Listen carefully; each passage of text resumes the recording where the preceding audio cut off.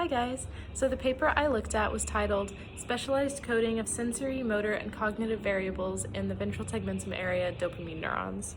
So basically the authors wanted to find out if dopamine neurons in the ventral tegmentum area had a single function or had multiple functions. So from past research, we know that dopamine neurons are highly involved in reward processing. So for example, in a mouse study, mice would complete a task, and when they were rewarded, dopamine neurons were activated. So knowing this, scientists wanted to study these neurons' other functions as well. So in the past, researchers haven't been able to record a large number of individual neurons during a complex task, so this kind of research hasn't been done before. But they now have the technology to do this, so these scientists are kind of filling in that gap. So in order to study these neurons, the scientists needed to get the mice to do something to get the neurons to activate in the first place. So they set up the mice in a virtual reality maze situation. Basically the mice were playing this video game. They were in a maze and they were cued to turn left or right, and if they followed the cue and turned the correct direction, they were given a reward. And if they turned the wrong direction, there was a tone and they were given a timeout. So this behavioral task included reward as well as complex movements.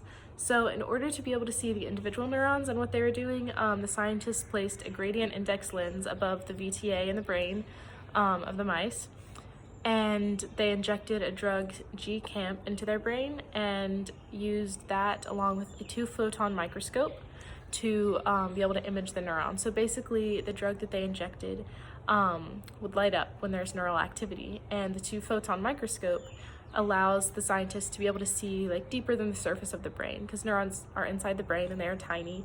So these two pieces of technology allowed them to basically see the change in fluorescence of the neurons, which allowed them to identify which neurons were activated during this task.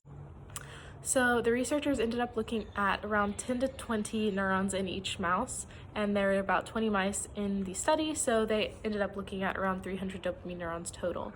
So what they found is that these neurons are multiplex, meaning that they have a lot of different functions, just like you guys do. You don't go to just one class every day, you go to multiple classes, you have extracurriculars, you do sports, theater, whatever. You guys are multiplex too. So basically, during the behavioral task, there is a cue period and an outcome period. So the cue period is when the mice were cued to turn a certain direction. And during this cue period, the researchers found that the neurons were very multiplex. They had a lot of variety. They may be responding to position, kinematics, acceleration, a lot of different variables. But in the outcome period, which is when the mice were either given a reward or a punishment, they found that the neurons all pretty much responded to or were involved in reward processing.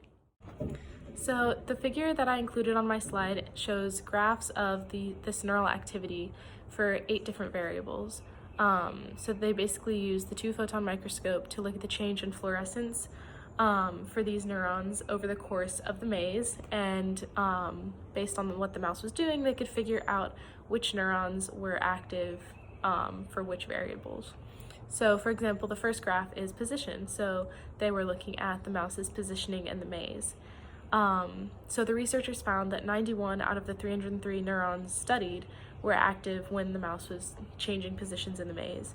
So to make it look a little more complex, they took one of the neurons out of these 91 and made a linear graph, so it's a little bit easier to see what's happening. So basically, as the mouse moved further into the maze, the neuron was increasingly active. So this is just an example of how these dopamine neurons are very multiplex. They're involved in many different functions, and how there are several factors that can actually determine their activity level.